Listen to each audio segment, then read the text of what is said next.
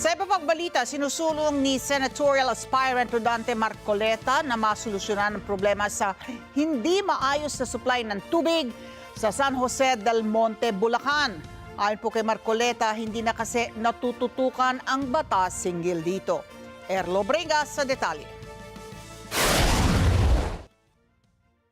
Dapat maisaayos ang supply ng tubig ng mga residente ng San Jose del Monte, Bulacan. Yan ang ipinahayag ni Senator Aspirant Rodante Marcoleta sa naging pagbisita nito sa ating mga kababayan sa SJDM Bulacan. Ayon kay Marcoleta, dapat mapagtuunan na ng solusyon ang supply ng tubig ng mga residente dahil marami na nga sa ating mga kababayan ang nakakaranas na ng hirap dahil sa mataas pa rin na presyo ng mga pangunahing bilihin na pinapasan pa rin ng karamihan ngayon. Nadagdagan pa nga ng problema sa supply ng tubig. Yung tubig po ninyo, dati maganda ang serbisyo. Nung ito po ay hawak pa ng Water District. Mabuti pa nung nasa Water District. Medyo maganda-ganda po ang serbisyo at medyo mura pa ng konti, hindi ba? Simula nung pumasok ang joint venture, ayun, humina yung daloy ng tubig sa mga gripo, parang ihina lang ng sanggol. Nauna nang magkaroon ng kabi-kabilang isyong water concessionaire sa SGDM Bulacan na kung saan apektadong supply ng tubig ng mga residente. Naitampok sa programang Responde Mata ng Mamamayan ng Net25 ang issue kung kaya't panawagan sa kinaukulan na magkaroon ng konkretong solusyon para hindi na lumalap ang problema sa supply ng tubig sa San Jose del Monte, Bulacan. Napakahirap po ng kalagayang pangkabuhayan ng ating bansa ngayon. Totoo po yan.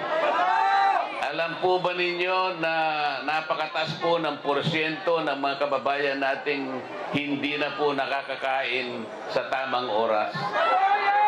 27% po ang nagsabi nakararamdam po sila ng gutom. Gusto nilang kumain, ngunit talagang kung minsan po ay walang makain. Mahirap po yun. Yung lamang pong 1%, sabihin ko sa inyo, mataas na po yun sa bilang nating mahigit na 119 million. Ngayon, 1% lang ang hindi makakain, talaga pong malulungkot po kayo. Bukod dyan, tinalakay at inilatag din ni Marcoleta ang iba pang mga suliranin na dapat na ring masolusyonan na kasalukuyang pinapasan din ng marami.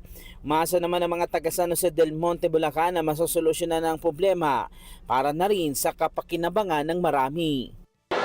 Napabayaan po eh. Wala pong tumututok sa mga batas na magaganda na sana'y nakapagsilbi sa inyo. Halimbawa po yung tubig na yan. Hindi naman kailangang mangyari po yan. Ang tubig po ay kailangan ng tao. Kaya pumasok po yung joint venture, ang usapan, lalong pagagandahin yung serbisyo. Ang nangyari, kabaligtaran eh. Kaya puro baligtad ang nangyayari sa bansang ito. Erlo Bringas para sa Batanag Agila, matatag, matapang, matapat.